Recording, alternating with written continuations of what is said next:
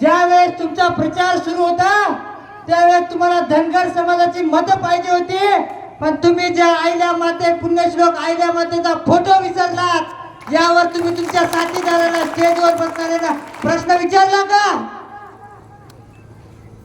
किंवा तुमचे जे साथीदार होते त्यांच्यामध्ये महामानवाचे विचार होते का?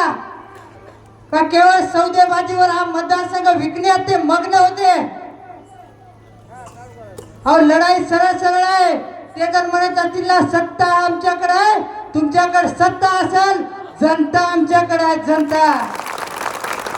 7-9 तारखेला तुम्ही बघसाल, 7 तारखेला जनतेने ठरवलं कोणाची बघायची ते ठरवलं की नाही? आपल्याला ही निवडणूक विकासावर लढायची आहे. मी 2019च्या निवडणुकीच्या अगोदर हा गंगाखेड मतदारसंघात अनेक आमदार झाले, पण एवढ्या खालच्या पातळीवरचं राजकारण बांधवणं कधीही झालं नाही. मी धानोरचा आहे. माझ्याही बापाला काही झालं तरी फोन येतो आमदार साहेबांचा, तू असं का करतोस, तुझं का करतोस.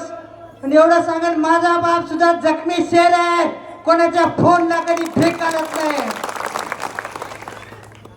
तेच नारायण भाऊ पिसाळच्या बाबतीत झालं, तेच माझ्या बालाजी खैरे साहेबांच्या बाबतीत झालं.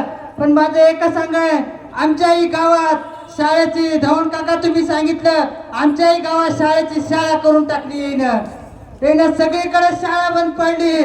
अहो गोदावरी जवळ आहे, जलजीवन मिशनचं काम सुद्धा या आमदार साहेबांनी बंद पाडलं.